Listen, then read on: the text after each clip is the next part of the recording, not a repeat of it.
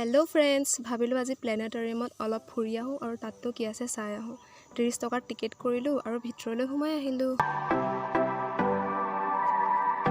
ভিতৰলৈ সোমাই আহিয়ে বাওঁফালে দেখা পালো তেলৰ কাহিনী আৰু তাৰ ভিতৰলৈ সোমাই গলো তাত দেখুৱা হৈছে যে তেল কিদৰে উৎপাদন কৰা হয় আৰু কিদৰে ব্যৱহাৰ কৰা হয়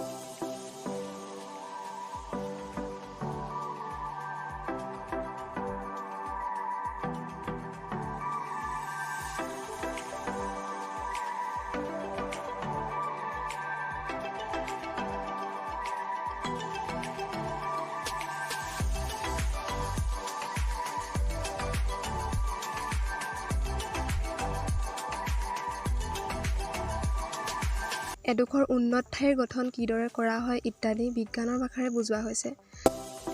তাৰ পৰা ওলাই আহি দেখা পাব এটা গতিশীল ভাস্কৰ্য তাৰ পাছত ওপৰলৈ উঠি গলো ওপৰলৈ গৈ দেখা পালো এটা যাদুকৰী পানীৰ নলী ইয়াত পানী কৰ পৰা আহিছে মই বুজি নাপালো এটো বুজি পাবলৈ বৈজ্ঞানিক মানসিকতাৰ প্ৰয়োজন যিটো মোৰ নাই এয়া হৈছে সংগীতময় চুঙা হাতুৰিটোৱে উলমাই থোৱা ধাতুৰ চুঙা কেইটাৰ ওপৰত লাহে লাহে কুবাই দিলে বিভিন্ন তীক্ষ্ণতাৰ শব্দ শুনিবলৈ পোৱা যায় ওয়েলকাম টু ফান সায়েন্স আহক ইয়াৰ ভিতৰত কি আছে চাও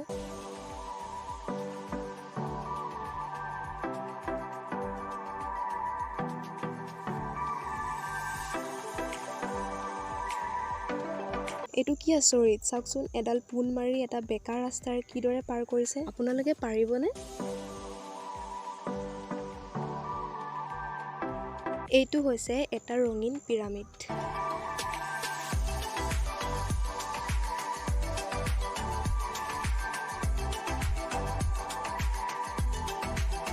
এইটো চাওক এটা উখাহ লৈ থকা বৰ্গ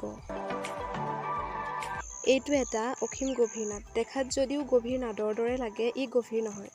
নাদৰ বেৰখন দুখন সমান্তৰাল দাপোনৰ মাজত থকাৰ বাবে গভীৰ যেন দেখা যায় এইটোহে মোৰ ফান সায়েন্সৰ দৰে লাগিলে কাৰণ ইয়াত মোৰ মাথাটো প্লেটিং কৰি দিয়া হ'ল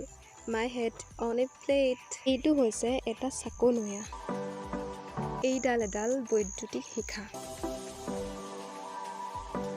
আহি পালো চিলড্ৰেন এক্টিভিটি কৰ্নাৰ ইয়াতনো কি আছে চাওঁ আহক যিহেতু মই সায়েন্সত অলপ বেয়া তো প্ৰতিটো বস্তু চালো যদিও মই সকলোবোৰ বুজি নাপালো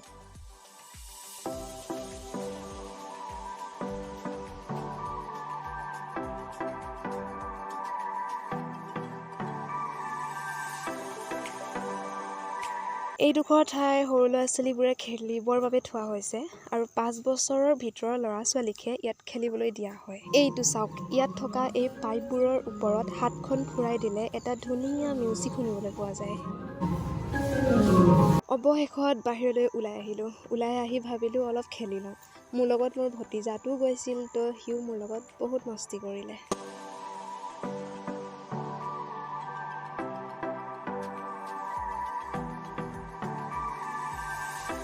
এইটো হৈছে এটা মাছৰ আকৃতিৰ উপবৃত্তীয় কথা কোৱা নলী আমিও ইয়াতে অলপ কথা পাতি ফূৰ্তি কৰিলো এই গোলক ভাস্কৰ্যটো ভালদৰে মন কৰিলে দুজন ভাৰতীয় বৈজ্ঞানিকৰ ছবি দেখিবলৈ পোৱা যায় মই বহুত দেৰি চালো কিন্তু বৈজ্ঞানিকজনৰ নামটো উলিয়াব নোৱাৰিলো সৰু ল'ৰা-ছোৱালীবোৰে ইয়াত আহি বহুত ফূৰ্তি পাব কাৰণ ইয়াত বহুতো খেলা বস্তু ৰখা হৈছে আপোনালোকৰ ল'ৰা-ছোৱালীক ইয়ালৈ আনি মনোৰঞ্জন দিব পাৰে এতিয়া অলপ ময়ো খেলো